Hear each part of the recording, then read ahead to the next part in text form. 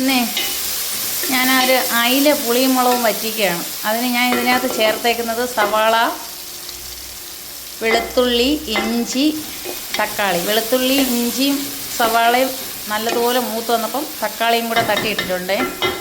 അപ്പം ഇനി അടുത്ത നമ്മുടെ 1/2 കിലോ അയിലേക്കുള്ള പുളിമുളകും കറിക്കുള്ള മുളക് പൊടിയൊക്കെ എത്രയും ചേർക്കണമെന്ന് ഞാൻ കാണിച്ചു തരാം. ഞാൻ ഇതേപോലെ ഒരു സ്പൂണിന് ഒരു 2 സ്പൂൺ മുളക് പൊടി എടുത്ത്, അതുപോലെ തന്നെ 2 സ്പൂൺ മുളക് പൊടിക്ക് 1 സ്പൂൺ 1.5 സ്പൂൺ തികച്ചിട്ടില്ല മല്ലിപ്പൊടി. മല്ലിപ്പൊടി കുറച്ച് കുറഞ്ഞ് നിൽക്കുന്നതാണ് നമ്മളെ പുളിമുളകും കറിക്ക് നല്ലത്. പിന്നെ അതുപോലെ തന്നെ ഒരു ശകല മഞ്ഞൾപ്പൊടി ഒരു 1/4 ടേബിൾ സ്പൂൺ. അതുപോലെ തന്നെ ഉലുവാപ്പൊടി അതുപോലെ ഒരു 1/4 ടേബിൾ സ്പൂൺ.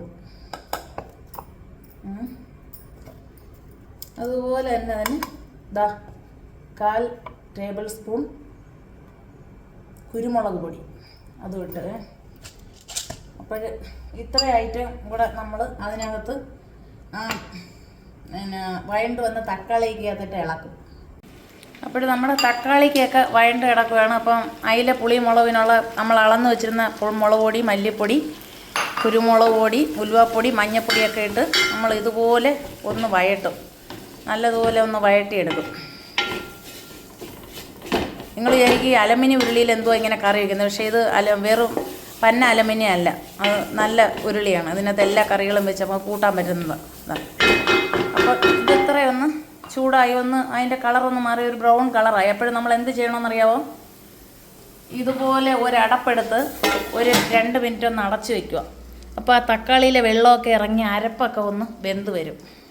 മീൻ പുളിക്കുള്ള അരപ്പ് 2 മിനിറ്റിൽ നിന്ന് വെന്ത് റെഡിയായി കിടക്കണം. അപ്പോൾ അതിൽ നിന്ന് നമ്മൾ ഇതുപോലെ 2 തവി കോരി മിക്സിയുടെ ജാറിലോട്ട് ഇടുക. ഇട്ടിട്ട്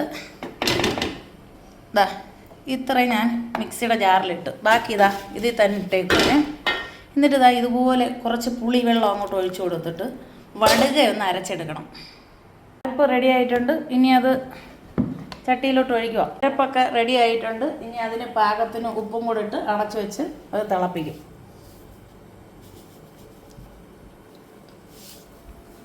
മീൻപുള്ളിക്കുള്ള അയിലയെല്ലാം കഴുകി റെഡിയാക്കി വെച്ചിരിക്കുകയാണ്. കാരണം ഈ അയില എനിക്ക് കഴുകി എടുത്താൽ മാത്രം മതിയായിരുന്നു. ഇവിടെ നമ്മൾ ഏത് മീൻ മേടിച്ചാലും വെട്ടിത്തരും. നെത്തോലി, നമ്മുടെ നാട്ടിലെ ചാളയും മത്തി ഒഴിച്ച് ബാക്കി ഏത് മീൻ നമ്മൾ മേടിച്ചാലും അവർ വെട്ടി പീസാക്കി അത് വൃത്തിയാക്കി തരും.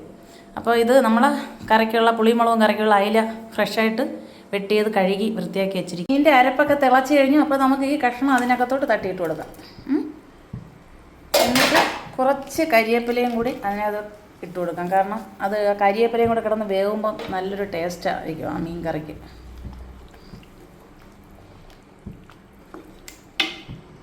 കാരണം അരപ്പ് തിളച്ചതിന് ശേഷമേ അയില മീൻ്റെ കഷ്ണം ഇടാവൂ. ഇല്ലെങ്കിൽ കഷ്ണം അരപ്പിൻ്റെ കൂടെ ഇട്ട് നമ്മൾ വേവിച്ച് കഴിഞ്ഞാൽ കഷ്ണം വെന്തുടഞ്ഞു പോകും.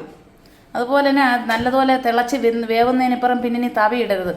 കറക്കി അതെടുക്കുക ചെയ്യണ്ട. ഇപ്പോൾ തിളയ്ക്കാൻ തുടങ്ങിയിട്ടുണ്ട്.